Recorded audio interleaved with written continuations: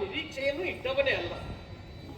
ಅಣ್ಣನಾದಂತ ಧ್ರುವ ಮಂಡಲವನ್ನು ಸೇರುವ ಕಾಲಕ್ಕೆ ನನ್ನನ್ನು ಹತ್ತಿರಕ್ಕೆ ಕರೆದು ಆಡಿದಂತಹ ಮಾತು ಈಗಲೂ ನನ್ನ ಕಿವಿಯಲ್ಲಿ ಅನುರಣಿಸುತ್ತಾ ಇದೆ. ಹೆಸರು ಮಾತ್ರ ಉತ್ತಮ ಇದ್ರೆ ಸಾಲದು, ನೀನು ನಡೆಯುವ ಹಾದಿ, ನೀನು ಮಾಡುವ ಕರ್ತವ್ಯ ಉತ್ತಮವಾಗಿ ಪ್ರಪಂಚ ಗುರುತಿಸುವ ಹಾಗಾಗಬೇಕು ತಮ್ಮ. ಅವನ ಆಜ್ಞೆ ಶಿರೋಧಾರ್ಯ. ಹೀಗೆ ತಿಳಿದು ಸಾಕೇತ ಅವನಿಯನ್ನು ಇಷ್ಟರವರೆಗೆ ಉತ್ತಮನಾದ ನಾನು ಉತ್ತಮವಾಗಿ ಕಾಪಾಡಿಕೊಂಡು ಬಂದಿದ್ದೇನೆ.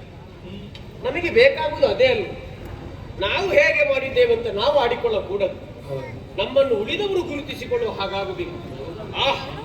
ಉತ್ತಮನ ಆಳ್ವಿಕೆ ಹೇಗೆ? ಚಂದ್ರಮನ ತೇಜದಿ. ನೋಡಿ, ಯಾರು ಕೂಡ ಸೂರ್ಯನ ತೇಜ ಅಂತ ಆಡ್ಲಿಲ್ಲ. ಸೂರ್ಯ ಬೇಕು ಎಲ್ಲಿಗೆ? ತಾವರೆಯನ್ನು ಅರಳುವುದಕ್ಕಾಗಿ ಸೂರ್ಯನ ಉದಯ ಆಗಲೇಬೇಕು. ಆದ್ರೆ ಅದೇ ತಾವರೆ ಬಾಡಿ ಹೋಗುವುದಕ್ಕೆ ಅದೇ ಸೂರ್ಯನು ಕಾರಣನಾಗುತ್ತಾನೆ. ಆದ್ರೆ ಚಂದಿರಮ ಹಾಗಲ್ಲ. ನೈದಿಲೆಯೊಂದು ಅರಳಬೇಕು ಅಂತಾದ್ರೆ ಚಂದ್ರಮನ ಆಗಮನ ಆಗಲೇಬೇಕು. ಬಹುಶಃ ಅವರಿಗೂ ಚಂದ್ರನ ಹಾಗೆ ತಂಪು ಕಾರಕನಾಗಿರುವವ ಚಂದ್ರ. ಉತ್ತಮನ ಆಳ್ವಿಕೆಯೂ ಮನಸ್ಸಿಗೆ ಹಿತವನ್ನು ಕೊಡುತ್ತಾ ಇದೆ. ಈ ಹಿನ್ನೆಲೆಯನ್ನರಿತು ಹಾಗೆ ಆಡಿದವರು ಇರಬೇಕು. ಸೇರಿದವರೆಲ್ಲ ಸಾಮಾನ್ಯದವರ. ನೋಡಿ, ಮುನಿ ಜನರು, ಮಹಿಪತಿಗಳು, ಗುರುಗಳು ತಮ್ಮ ಶಿಷ್ಯ ಪರಿವಾರವನ್ನೇ ಜೊತೆ ಸೇರಿಸಿಕೊಂಡು ಬಂದಿದ್ದಾರೆ. ಯಾಕೆ? ಗುರುಮಠದಲ್ಲಿ ಆಗುವ ಪಾಠ ಇದ್ದದ್ದು. ಆದರೆ ವಿಶ್ವವೆನ್ನುವ ವಿದ್ಯಾಲಯದಲ್ಲಿ ಸಿಗುವಂತಹ ಪಾಠ ಅದು ಶಾಶ್ವತವಾಗಿರುತ್ತದೆ.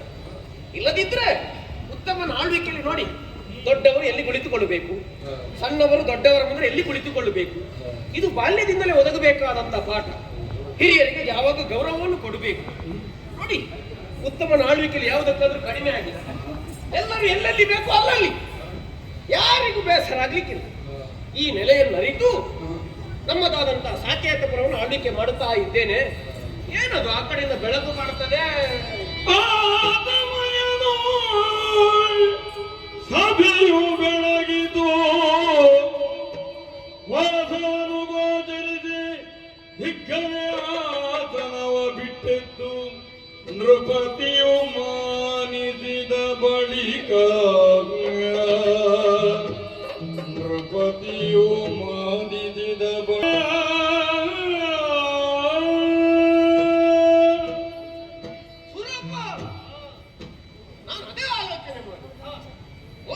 ಬೆಳಕನ್ನು ಕಾಣುವಂತ ಅವಕಾಶ ಹೇಗೆ ನಮ್ಮಲ್ಲಿ ಒದಗಿ ಬಂತು? ಅದರ ಅರ್ಥ ಇಲ್ಲಿ ಬೆಳಕು ಕಡಿಮೆ ಉಂಟು ಅಂತಲ್ಲ. ಇಲ್ಲಿರುವ ಬೆಳಕಿಗಿಂತಲೂ ವಿಶೇಷತೆಯನ್ನು ಹೊಂದಿದಂತಹ ಬೆಳಕು. ಕಾರಣ ಈಗ ಅರ್ಥ ಆಯ್ತು. ನೀನು ದಿವ ಲೋಕಕ್ಕೆ ಒಡೆಯ. ದಿವ ಅಂದ್ರೆ ಬೆಳಕು ಅಂತಲೇ ಅರ್ಥ. ಬೆಳಕಿನ ಅಧ್ಯಕ್ಷನಾದಂತ ನೀನು ಬರುವಾಗ ಮತ್ತೆ ಬೆಳಕು ನಿನ್ನ ಜೊತೆಯಲ್ಲೇ ಬರಬೇಕೋ ಬೇಡವ? ಹೌದು. ಈಗ ನಮ್ಮದಾದಂತಹ ಸಾಕೇತವು ಬೆಳಗುವುದಕ್ಕೆ ಕಾರಣವಾದದ್ದು ಅದು. ಹೌದೇ? ನೋಡಿದ್ಯಾ? ನೀನು ನನ್ನನ್ನು ಬಂದಾಗ ಏಳು ಅಂತ ಆಜ್ಞೆ ಮಾಡಲಿಲ್ಲ. ತನ್ನಿಂದ ತಾನಾಗಿ ಹೇಳಬೇಕಾದಂತ ಸ್ಥಿತಿಯನ್ನು ನಿರ್ಮಾಣ ಆಯಿತು. ಯಾಕೆ? ನಿನ್ನಂತ ಉನ್ನತ ಸ್ಥಾನದಲ್ಲಿರುವವರಿಗೆ ನಮ್ಮವರು ಕೊಡುವಂತ ಗೌರವ. ಹೌದೇ? ಅಯ್ಯ, ಆಸನವನ್ನು ಇಟ್ಟಿದ್ದೇನೆ, ಏನಾದರೂ ಸೇವೆಯಲ್ಲಿ ಲೋಪ ಆಗಿರಬಹುದು. ಸಂಸಕ್ಷೀರ ನ್ಯಾಯದಂತೆ ಅದನ್ನು ಹಿಡಿದು ನಮ್ಮನ್ನು ಮನ್ನಿಸಬೇಕು, ಉದ್ಧರಿಸಬೇಕು. ಅಯ್ಯೋ, ಹಾಗಲ್ಲ. ಸಡಗರ ಸಂಭ್ರಮದಿಂದ ನನ್ನನ್ನು ಸ್ವಾಗತಿಸಿದೆ. ಹೌದು, ನಿನ್ನ ಸಂತೋಷಕ್ಕೆ ಪಾರವೇ ಇಲ್ಲ. ಆದರೆ ಅದನ್ನು ಸಂಭ್ರಮಿಸುವಂತಹ ಮನ ನನ್ನದಿಲ್ಲದಾಗಿ ಹೋಗಿದೆ. ಅಂದ್ರೆ ನನ್ನ ಸೇವೆಯಲ್ಲಿ ಏನಾದರೂ ಕೊರತೆ ಇಲ್ಲ.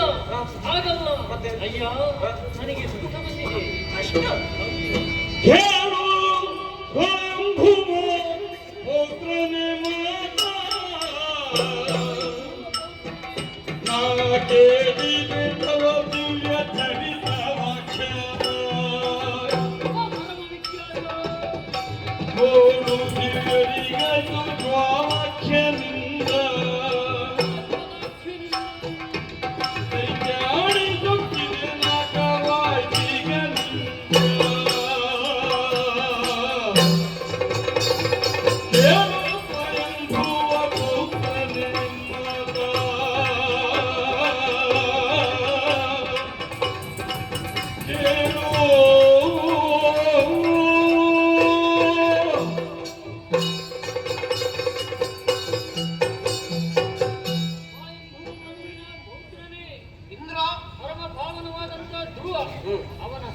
ಕಷ್ಟ. ಅಯ್ಯ, ಏನು ಮಾಡೋಣ ಹೇಳು? ಏನು? ಸ್ವರ್ಗ ಅಂದ್ರೆ ಹಾಗೆ, ಹಾ. ಅದು ಶಾಶ್ವತವಾಗಿರುವುದಿಲ್ಲ ಎನ್ನುವಂತ ಸತ್ಯವನ್ನು ನೀನು ತಿಳಿದೆಯಷ್ಟೇ. ಅದೆಷ್ಟೋ ಬಾರಿ ರಕ್ಕಸರ ಉಪಟಳದಿಂದ ನಾನು ಸ್ಥಾನಭ್ರಷ್ಟನಾಗಿ ದಿಕ್ಕು ದಶೆ ಇಲ್ಲದೆ ಕಾನನ ಪರಿಸ್ಥಿತಿ ನನ್ನದಾಗಿರುತ್ತದೆ. ಅಯ್ಯ, ಅಯೋಧ್ಯ ನರೇಶನಾದಂಥ ಉತ್ತಮ ಈಗ ನಿನ್ನ ಬಳಿಗೆ ಬರಬೇಕಾದಂತೆ ನನ್ನ ಪಾಲಿಗೆ ಒದಗಿ ಬಂತು. ಏನು? ನಮ್ಮ ನಾಶವನ್ನೇ ಸದಾ ಸರ್ವದಾ ಬಯಸುತ್ತಿರುವಂತ ಅಸುರ ಕುಲವೆಲ್ಲ ಶುಕ್ರಾಚಾರ್ಯರ ಮೊರೆ ಹುಟ್ಟಿದ್ದಂತೆ ಇದನ್ನು ಅವರನ್ನು ಮಾನಿಸಿದಂತ ಶುಕ್ರಾಚಾರ್ಯರು ಯಜ್ಞಮುಖೇನವಾಗಿ ಒಬ್ಬ ದಿವ್ಯ ಪುರುಷನನ್ನು ಪಡೆದರಯ್ಯ. ಅವರಿಗೆ ಜೋಲಾಸುರ ಎಂಬಂತ ನಾಮವನ್ನಿಟ್ಟರು. ಅಸುರ ಸಂಕುಲವೆಲ್ಲ ಸೇರಿ ಸ್ವರ್ಗಕ್ಕೆ ಮುಚ್ಚಿಗೆ ಹಾಕಿದರು. ನಾನು ಹೋರಾಟ ಮಾಡಿದೆ, ಆದರೆ ಏನು ಮಾಡೋಣ? ಆ ದಿವ್ಯ ಪುರುಷನ ಪ್ರಭೆಗೆ ನಾನು ನಿಸ್ತೇಜನಾಗಿ ಹೋದಿ. ಸ್ವರ್ಗ ಬಿಟ್ಟು ಓಡುವಂತಹ ಪರಿಸ್ಥಿತಿ, ಈ ಕಾನನ ಸುಲಿಗಳಿಗೆ ಅರಿಯುವಂತಹ ಸಂದರ್ಭ. ನಾರದ ಮಹರ್ಷಿಗಳು ನನ್ನ ಬಳಿಗಾಗಿ ಬಂದರು. ಈ ಹಿಂದೆ ಅವರು ವೈಕುಂಠಕ್ಕೆ ಹೋಗಿದ್ದರಂತೆ. ಅಲ್ಲಿಂದ ನೇರವಾಗಿ ನನ್ನನ್ನು ಕಾಣುವುದಕ್ಕೆ ಬಂದರು. ವಿಚಾರವನ್ನೆಲ್ಲ ಹೇಳಿದರು. ಆದರೆ ಅವರೊಂದು ವಿಚಾರ ಹೇಳಿದ್ರಯ್ಯ. ನಾನಿಲ್ಲದಂತಹ ಸಂದರ್ಭದಲ್ಲಿ ಅಂತಃಪುರದಲ್ಲಿದ್ದಂತಹ ನನ್ನ ಮನೆಯ ಸಖಿಯನ್ನು ಅವ ಬಲಾತ್ಕರಿಸುವುದಕ್ಕೆ ಮುಂದಾಗಿದ್ದಾನೆ. ಆದರೆ ಏನು ಮಾಡೋಣ? ಪತಿಯಾದವನು ಸತಿಯನ್ನು ರಕ್ಷಿಸಬೇಕಾದ ಅವನ ಧರ್ಮವಲ್ಲಿ. ಹೌದು. ಅವಳನ್ನು ಕಾಪಾಡದಂತಹ ಚಂದನಾಗಿ ನಾನು ಓದಿದಯ್ಯ. ಏನು ಮಾಡೋಣ? ಈ ಕಾಲದಲ್ಲಿ ಶ್ರೀಹರಿಗೆ ಒಂದು ಆಜ್ಞೆಯನ್ನು ಕೊಟ್ಟಿದ್ದ. ನಿನಗೀಗ ಅವರಿಂದ ಕಷ್ಟವಂತೆ.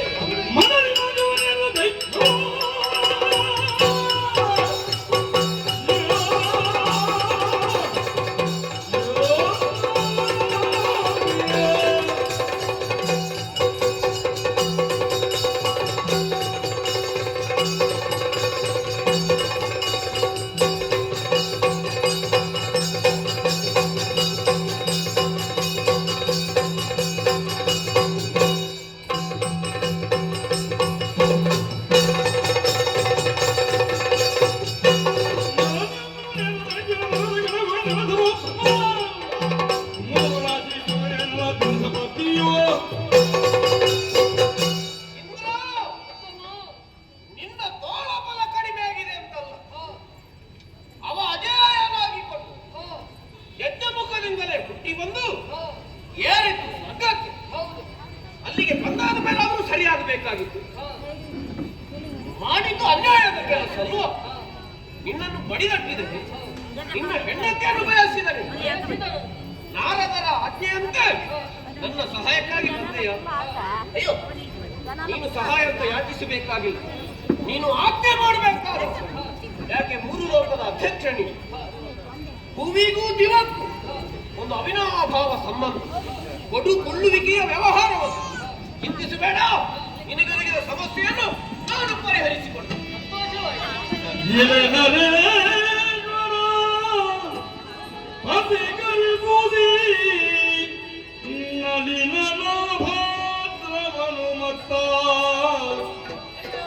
ಸುಲಲಿತಾಶ್ವರ ದಿವ್ಯ ರಥವನು ಮಾತನೆಯು ಸಹಿತ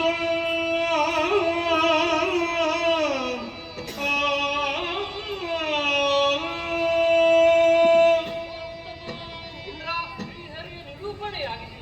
ಈ ಹಿಂದೆ ನನಗೆ ಶ್ರೀಹರಿಯು ಒಲಿಸಿದಂತಹ ದಿವ್ಯವಾದ ಇದರಿಂದಲೇ ಆ ದುಷ್ಟನ ವಧೆ ಸಾಧ್ಯವಂತೆ ಎನ್ನುವ ವಿಚಾರವನ್ನು ನಾರದರಿಗೆ ಶ್ರೀಹರಿಯೇ ತಿಳಿಸಿದ್ದಾರೆ. ಅದೇ ಹೌದು ಅಂತಂದ್ರೆ ನೀನು ಪ್ರಯೋಗ ಮಾಡಬಹುದು. ಅದು ನನಗೆ ಲಾಭ. ಯಾಕೆ? ಮಾಡುವವರೇ ಮಾಡಬೇಕು. ಯಾಕಂದ್ರೆ ಎಲ್ಲರೂ ಎಲ್ಲವನ್ನು ಮಾಡುವ ಹಾಗೆ ಹಾಗಾಗ್ತಾ ಇದ್ರೆ ನಾನೇ ಅವರನ್ನು ವಧಿಸ್ತಾ ಇದ್ದೆ. ಯಾಕೆಂದ್ರೆ ಅದರ ಬಿಡುವ ನೋಟಕ್ಕೂ ಅದರ ಬಲಕ್ಕೂ ಸರಿಯಾಗಿ ಒಬ್ಬ ಬಲಾನ್ವಿತನಿರಬೇಕು ಅಂತಾದ್ರೆ ಯೋಚನೆ ಮಾಡುವ ಬುದ್ಧಿ ಮನಸ್ಸು ಇದೆಲ್ಲ ಏಕರೂಪವಾಗಿರಬೇಕು. ಒಂದು ಬಾಣವನ್ನು ಪ್ರಯೋಗಿಸಬೇಕಂತಂದ್ರೆ ಅದರ ಸರ್ವವನ್ನು ಅರಿತಿರಬೇಕಾಗ್ತದೆ. ಬಾಣದ ಗತಿಯು ಅಥವಾ ಎಲ್ಲವೂ ವೈರ್ಯ ಅಂತಸತ್ತು ಎಲ್ಲವನ್ನು ತಿಳಿದಿರಬೇಕಾಗ್ತದೆ. ಅಂಥವನ್ನು ಪರಾಕ್ರಮ ನಿನಗುಂಟು ಎಂಬುದಾಗಿ ಶ್ರೀಹರಿ ಸೂಚಿಸಿದ್ದಾನೆ ಅಂತಾಗಿದ್ರೆ ನಾನು ಕರ್ತವ್ಯದಲ್ಲಿ ತಿಳಿಯಬಾರದು. ಸರಿ ಸರಿ. ಅದಕ್ಕಾಗಿ ಈ ದಿವ್ಯವಾದ ಹಳೆಯ ಆಭಾಸವನ್ನು ನೀಡಬೇಕಿದೆ.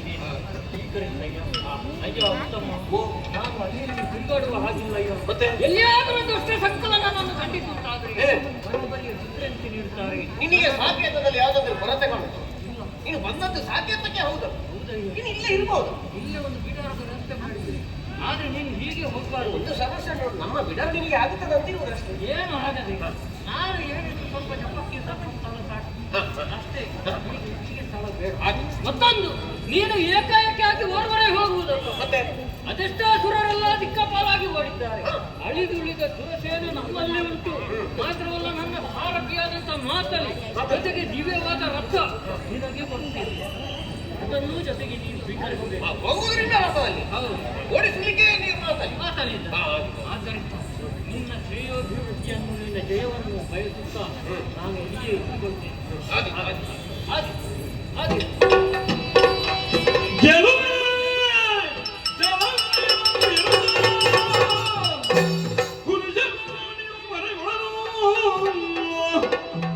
ರಥವಲೆದು ಧಾವಿಸಿದೆ ಸಮೀರ ವೇಗವನ್ನು ಮೀರಿತು.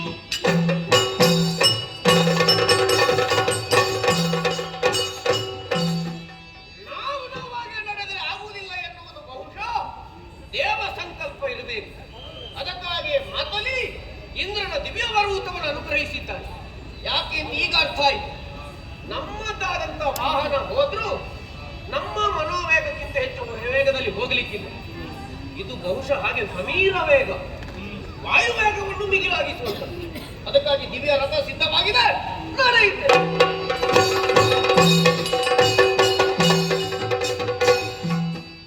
ವಿನಯ ವಿದ್ಯಾಭರಣ ಭೂಷಿತೆ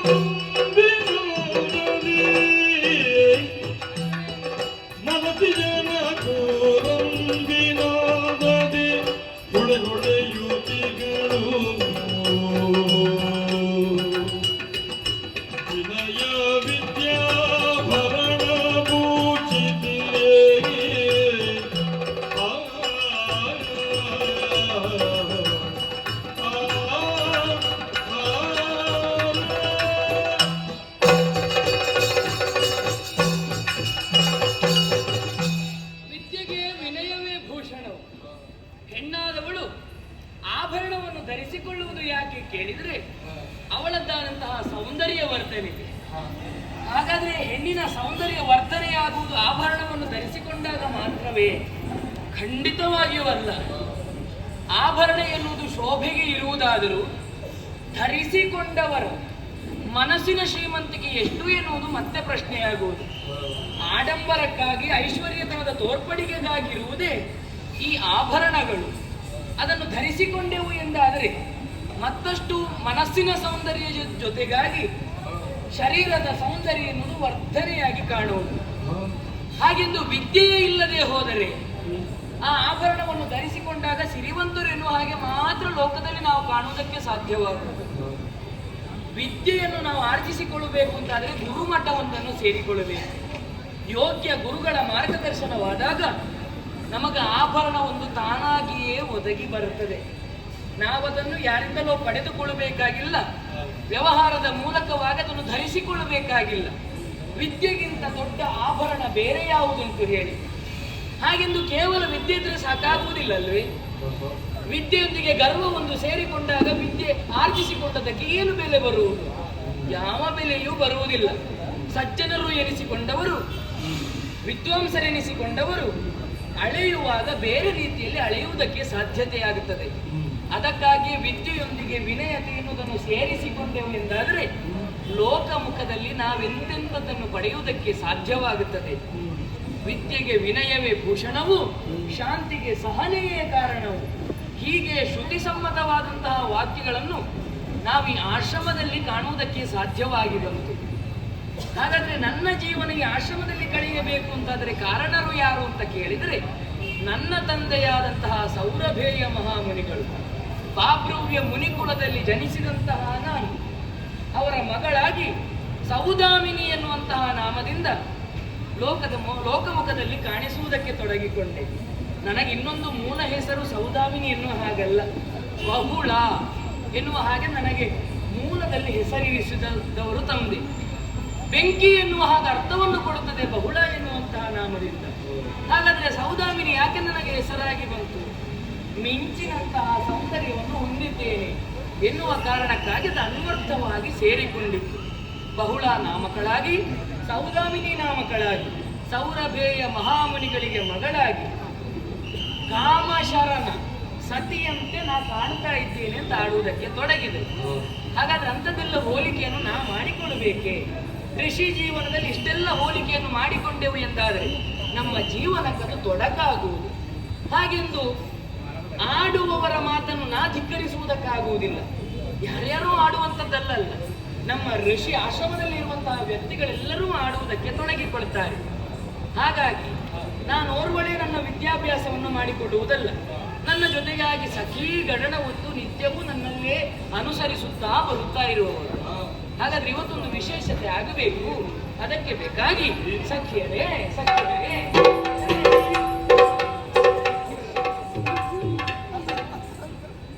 ಬಹುಶಃ ಮೊದಲೇ ಸಿದ್ಧತೆಯನ್ನು ಮಾಡಿಟ್ಟಿದ್ದೀರೋ? ಇಲ್ಲಿಗೆ ನೇರ ಪ್ರಶ್ನೆ, ಇಲ್ಲಿಗೆ ಅಂತ ಪ್ರಶ್ನೆಗಳು ಹಾಗೆ ಹೇಗೆ ಸಿದ್ಧತೆ ಮಾಡಿದೆ ಸಿದ್ಧತೆ ನಾನೇ ಅರ್ಥವನ್ನು ಆಡಬೇಕಲ್ಲೋ? ಹಾಗಾದ್ರೆ ನನ್ನಿಂದಲೇ ಯಾವ ಅರ್ಥ ಬರ್ತದೆ ಅಂತ ನೀವು ಕಾಯುವುದಕ್ಕೆ ತೊಡಗಿದ್ದೀರಿ. ಇರಲಿ, ಸಿದ್ಧತೆ ಎಂದಾಕ್ಷಣವೇ ಎಲ್ಲಿಗೋ ತೆರಳುವುದಕ್ಕಾಗಿರುವಂಥದಕ್ಕೆ ಸಿದ್ಧತೆ ಅಂತ ಆಡುವುದಲ್ಲ, ಪೂರ್ವ ತಯಾರಿ, ಪೂರ್ವ ಸಿದ್ಧತೆಗಾಗಿರುವುದು ಅಲ್ವೋ? ಬೇರೆ ಏನೂ ಅಲ್ಲ. ನೇರ ವಿಷಯಕ್ಕೆ ಬರ್ತೇನೆ. ಹೇಗೆ? ನಿತ್ಯವೂ ವಿದ್ಯೆಯನ್ನು ಆರ್ಜಿಸುವವರು, ಅಭ್ಯಾಸ ಮಾಡುವವರು ಇನ್ನೊಂದು ವಿಶೇಷ ಮಾಡೋಣ ಅಂತ ವನದೆಡೆಗಾಗಿ ಸಂಚರಿಸೋಣ, ಅಲ್ಲಿರುವುದನ್ನೆಲ್ಲ ಕಾಣೋಣ, ಎಲ್ಲವನ್ನು ಆಸ್ವಾದಿಸಿಕೊಳ್ಳೋಣ, ಬಳಿಕ ಇತ್ತ ಕಾಡಿಗಾಗಿ ಬರೋಣ. ಏನು ಅಭಿಪ್ರಾಯ ಉಂಟಾ? ಏನಿಲ್ಲ, ನೀ ಎಲ್ಲಿಗೆ ಹೋಗ್ತೀಯ ಅಲ್ಲಿಗೆ ನಿನ್ನೊಂದಿಗೆ ಬರುವುದು. ಇದುವರೆಗೂ ಅಭಿಪ್ರಾಯವನ್ನು ಹೇಳಿದವರು ನೀವಲ್ಲ. ನೀ ಕರೆದಾಗ ಬರುವುದಿಲ್ಲ ಎಂಬುವವರು ನಾವಲ್ಲ, ನಿನ್ನೊಂದಿಗೆ ಸದಾ ಇರುವವರು. ಯಾವುದೇ ರೀತಿಯಾದಂತಹ ಅಭಿಪ್ರಾಯವನ್ನು ನಾವು ವ್ಯಕ್ತಪಡಿಸಿ ಹೋಗೋಣ.